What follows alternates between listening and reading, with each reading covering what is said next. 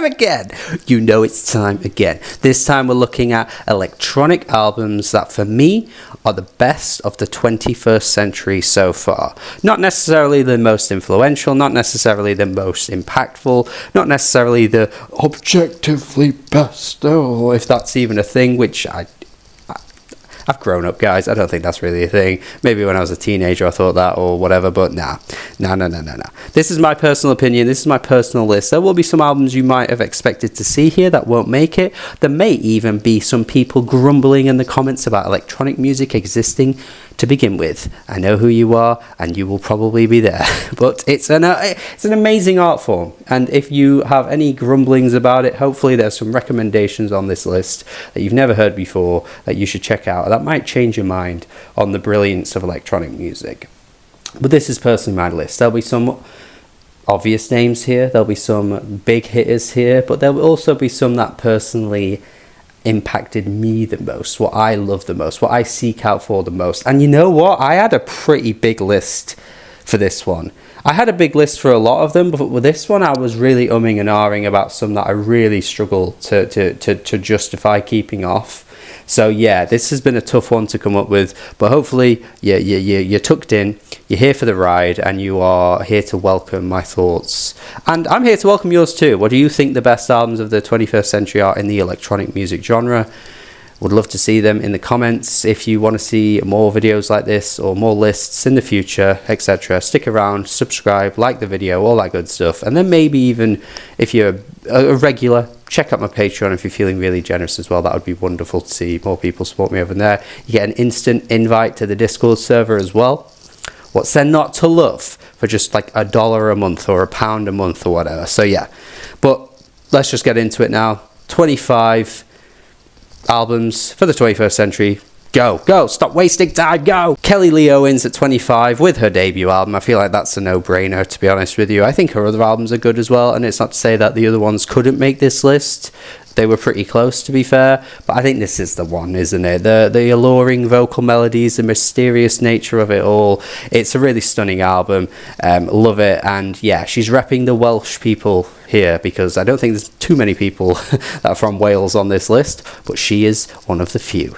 Number 24, Nils Frahm, All Melody. Don't see much talk about this one. Not sure why. Don't know why. It's really beautiful. More even kind of like in the classical element of music, really. It's kind of blending electronic elements with classical music. Nils Fram's a really powerful artist to me. Stunning music. Thought it was worth mentioning this, even if, yeah, again, kind of blurring lines with genre here, but I wanted to include it anyway. From Here We Go Sublime, no blurs here. This is just a straight up great techno album that is probably going to make the average person's list if you're making an electronic music list. This one has been gassed up for years, and yeah, it absolutely deserves the reputation it's got, and it's an amazing album. And then at number 22, Todd Terje, It's Album Time, with that little funky little disco groove throughout the album. Makes me sway my hips and shake my hips, and yeah, it's so fun, so cool. Inspector Norse, one of my favourite songs just ever, honestly. Like all genres, I don't care, man. Inspector Norse is so fun, such an infectious tune. Yeah, love what Todd was doing. Can't believe we've barely had any more music from Todd. It's crazy, but yeah, this is what we've got, and it's great. Glass Swords at 21. Oh, what an album. When it comes to like wonky music and just like forward-thinking, futuristic music, look no further than Rusty. I kind of wish he was able to make an album on this level again. I feel like we never quite got to this level, although there were some exceptional moments across his albums after, obviously, that there were some great moments, but as a full album, this one just had it all, man. It was brimming with adventurous ideas. I think in terms of what I said at the start of the video, you know, with not all these albums will be the most influential, that doesn't apply to Rusty. I think this is very influential for a decade of music that really tried to repeat this sound and style. Yeah, amazing album. Next at number 20 got Machine Drum, Vapor City. Big Machine Drum fan. I'm always repping him on this channel. Loved the one from 2020. So, you know, there were some other albums that I think could have been in contention here, but I think for me personally, Vapor City is the most atmospheric. It has the most unique sound quality to it. It's got this drum and bass nature as well. Love Machine Drum. Don't know why he's not talked about more really, but yeah, absolutely adore what he does. And number 19, Immunity from John Hopkins. Just an absolutely spellbinding album that, you know, again, has been spoken about so much, but I love John Hopkins. Kind of wish after this one he was able to kind of reach the greats of this one. I don't think he ever quite did it, but I will say at number 18, right next to it, is the one before this album, Insides. I've said it on this channel before. This is my kind of hot take, I guess. I've always liked this album a little bit more. In my worst to best video for John Hopkins, I called this my favourite album. I just think this has a little bit more character. It maybe isn't quite as ambitious or as large in scope as what Immunity was able to achieve, but I just think this one is a little bit more fun and enjoyable for me, just ever so slightly. Like, they're neck and neck. You could switch them and it would make sense. But yeah, I love John. He absolutely deserves two on this list for sure. Bonobo, Black Sands, love the sound that is created on this one. Bonobo, another kind of favourite of mine. Love a lot of his material, but it just ended up being that this one made the list. And then at number 16, Alone's Galaxy Garden. I mean, this is a straight up cult classic right here, man. Like, the people that know really know, man. Like, the people that know. This album is just splatters of colour and crazy, like, sound, ear tickling noises that are just so like bizarre, and it's just explosions of bursting of life just splattering all around. Oh, it's so bloody good. Number 15, we got Cross from Justice. Come on, man. Justice put out an absolute classic with this one. This is just one of the best of its kind, and I've got to be honest, man, I've said it before, but I like this more than any Daft Punk album. So spoiler for the rest of the list, but I really do like this more than any Daft Punk album. So this is my Daft Punk, okay? This is my Daft Punk. And number 14, a very recent addition to this list, because I actually hadn't heard this album up until very recently in preparation for making this. So I think with more listens, this very easily could be higher. So just bear that in mind. But Aphex Twin with Drugs, I mean, what the hell was he cooking up on this, man? The reason why it took me so long to play it was just the length. I think the an hour and 40-minute runtime put me off a little bit. I like Aphex Twin a lot, but I just thought, I don't know, I'll put it on the back burner. I'll get to it eventually, but oh, what a regret that is. I can't believe I've not had this album in my life for years. What an insane sound, like, palette on this album. There's the aggressive, like, stabs and smashes of, like, the drums and stuff. The textures are insane. What he was able to cook up here was ridiculous. Yeah, like I say, more listens, I think this would be higher, but for now I've got it at 14 because I've just sat with the ones above it for longer, and they've kind of been a part of my life for longer, so that just makes sense to me. But wow, holy moly. Perhaps a bit of a cheat here by having a DJ mix at number 13. I do feel as though that's important to, like, the rich history of electronic music by having a DJ mix, so I don't necessarily feel like it's completely out of place. I suppose it's the equivalent of having, like, a mixtape on a rap albums list. Like, it's part of the history, it's part of the culture of it all. And it's amazing, this album, or this DJ mix. So I had to include it. I keep saying DJ. James Holden's Balance 005. Just house bangers from front to back. Incredible samples. Just the nature of it all is just ridiculous. I mean, again, it's super long. So I would, be a bit patient. Keep a bit of patience when you listen to this one. Like, don't be put off by the fact that it's like 2 hours in length. Amazing stuff. And number 12, From the Coral to the Grey by Give Me Monaco. Probably the most obscure name on this list. And being this high is an incredible achievement for something so unknown. But I'm holding this one. I'm doing it. I do believe it's that good.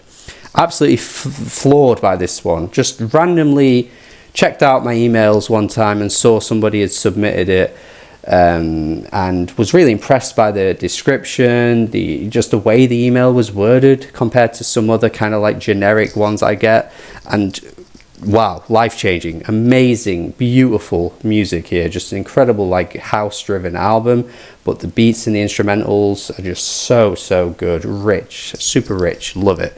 Number 11, Shinichiro Yokota. I know you like it. Been repping this one for a while. I actually put this as my album of the year for 2018, so it absolutely makes sense that this would be so high on this list, of course. Yeah, I love it, man. Super repetitive, super fun, super quirky in the samples and the instrumentals. It's kind of got like an 8-bit game quality to it, like a gaming soundtrack or something from like the olden days of gaming. Kind of got that kind of quality to it. Love it. Shinichiro's such a likable guy as well. Yeah, can't really exclude this one. Top 10 now, and I got Double Cut by DJ Rashad. Just one of the most exciting and invigorating footwork jungly albums of all time. It's very much a classic within this genre, to be honest with you. Like, if you're aware of footwork and its brilliance, like, DJ Rashad is kind of like the god of it all. It's such a shame that he did pass away not long after this album came out, so it would have been really cool to see where, you know, this sound could have been taken, and if there was potential for it to become a little bit more mainstream, because it is still kind of a niche sound. But yeah, I absolutely love this, man. It's so fun. Hip-hop adjacent, so if you're somebody that's kind of more of a hip-hop fan than you are an electronic fan, I feel like these two worlds could merge here for you and you'd like this. So yeah, check it out. At number 9, First Opus from Sinjin Hawk. Yeah, again, kind of like what I said with Lone's Galaxy Garden, just such a splatter and weirdness kind of coming together. I've always found this album so alluring and so strange, but it has such a cool quirk to it that I've always really appreciated. So yeah, Fortet at number 8, Rounds. Some really beautiful instrumentals here. Fortet just knows how to wow me. Definitely like one of my top electronic artists of all time. Rounds just felt like such a no-brainer for me here. Speaking of long albums, which I've already had a couple, DJ Sabrina. Number 7, Charmed. I mean, Jesus Christ. When I laid my ears on this one, I was not expecting to have this like such like euphoric and beautiful sound just laid onto me. It's so life affirming the whole way through. It's an absolute stunner. I think the gimmick that you're initially introduced to with the whole DJ Sabrina, the teenage DJ, and the album artworks and stuff like that is one thing. It's a little fun little quirk that you find, but then when you play the music, you're just like, wow, these really long tracks that are sprawling but really have such charm to them, for a lack of a better word, charm. Number 6, In Colour by Jamie XX. I mean, come on, man. What an absolute classic here. We waited way too long for a new Jamie XX album, but if this was the only one we were ever going to get, I mean, to be fair, what a note you could have ended on here, because this, for me, was like enough for such a long time. For like 9 years, I had this, and I was more than happy with it. It absolutely goes on this bizarre detour with like a Young Thug feature, which is an amazing track, to be fair.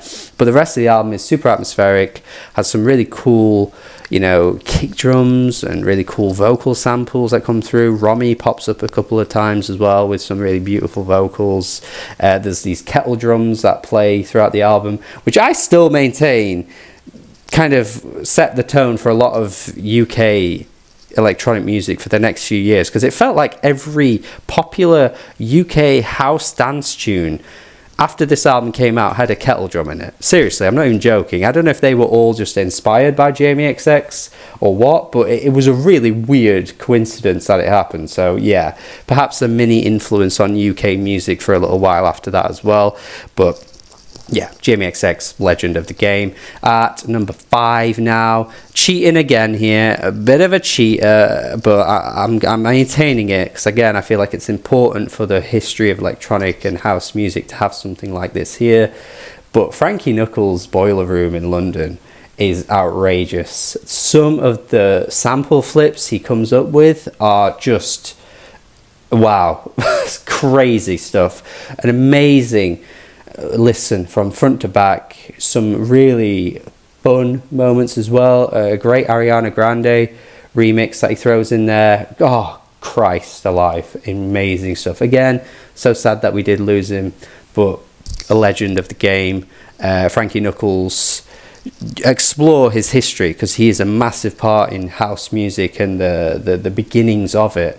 But even in the 21st century, you know, that was years ago, but even in the 21st century, he was coming through with amazing stuff like this. Drone Logic, Daniel Avery, number 4. I've said this a few times in this list, but again, such a shame, crying shame that this was really the best we ever got, because it felt like Daniel Avery could become like an absolute amazing artist in the game that continually puts out these great, amazing projects, but none of them have ever touched this one, man. It's icy, it's sparse, it's desolate. Oh, it's a really, really cold album, but when you get sucked into those beats, it really does lock you in. Really does. Number 3. Come on, guys. You think Nicholas Jar wasn't making this list? You think he wasn't gonna be here? Nicholas Jar, Nymphs, man. It's Nymphs I'm going with. And I know a lot of people absolutely love the Against All Logic stuff, which I'm not against either. I'm not against it. Yeah, Nymphs for me is the one. And you might be surprised that this is the only Nicholas Jar on here. I could have included a couple, to be fair with you. But yeah, I just went with Nymphs, man. Fight is a great track. So many amazing moments. Swim. Are you friggin' kidding? That's in that like top tier echelon. You know when people talk about like what's the best like 10+ minute song ever? If I don't see Swim mentioned, I'll be making sure it gets mentioned, because that has to be in that conversation. Amazing track that one is. And number 2, we're really getting close now. And this was tough for me. This was tough, because there was very much like an argument this could be number 1. But it's not. It's just not. Okay, it's not. But it's close. Hit Vibes from Saint Pepsi. I mean, come on, man. Like, when it comes to, you know, that like classic sort of sound from the 2010s culture, just combining so many elements of like newer internet age sounds of like, you've got like things like vaporwave kind of coming through, but then combining that with just these really fun house tunes. It's just incredible. It's so fun. It's so feel good. This album. If you don't smile at tracks like Better, I don't know what you want. I don't know what you want from music. How are you not smiling at a track like that? It is so fun. Such a warming listen as well. It's exciting. I can't really say enough good things about it, man. Saint Pepsi, a legend of the game, an unsung hero. But yeah, this had to be a number 2 for me, man. It's brilliant. It's brilliant. Yeah, it's funky, it's vibrant, it's everything you want from a house album. But my number 1 is just about to be announced. And yeah, when I thought about it, it couldn't really be anything else. Similarly to what I've said before with some of these albums that have just lived with me for as long as I can remember. Perhaps what Saint Pepsi just lost out on was the fact that I've only really had that in my rotation or been exposed to that in the past maybe 2-3 years. Whereas Fortet's There Is Loving You has been with me forever, man. It's just been with me forever. It's just there. It's a comforting listen. It's a comforting experience. And it's one that just never lets you down. And it's so beautiful in how it sounds. Like, it really blows me away every time some of those details on tracks like this unfolds. Just the attention to detail and how, like, awe-inspiring it is. Like, it's the kind of album that makes me want to just go out there and just make something, because it's just so beautifully arranged that it really takes me by surprise every time. Those like repetitive melodies that kind of get hammered in as well really lock you in. Like, I could imagine somebody maybe thinking it's too repetitive, because I said before, like, Daft Punk isn't on this list, and for me there are parts of Discovery that I do find a little too repetitive, so that's why for me it's not quite on this list. So I get it if somebody said that about this album, because, you know, Love Cry, Angel Echoes have these kind of like cycling you know, melodies kind of repeating for long periods of time, but it's the way like he builds on them, and like the track Love Cry just kind of like becomes something else by the end of it that really blows me away. But yeah, I absolutely love it. It tickles the ears. It's so gorgeous. Yeah, it's an absolute wonder of an album for me, man. So this really had to be my pick for the best album in electronic music of the 21st century. And that is it. I'm going to leave it there. Thank you for watching as always. Let me know your thoughts on this list. Do you agree, disagree? What would be your 25 picks? Would you have any of the ones I picked in there? Would you have a completely different list? Let me know. And hopefully you've got some recommendations out of this as usual as well, because I'm sure there'll be a few albums here that you don't recognise, but I promise you they're worth checking out. So thank you as always. Please stick around for more videos. I might even do an R&B soul one next for the 21st century, so they're not going to be done completely yet. So we shall see. But thank you as always. Have a good day and goodbye.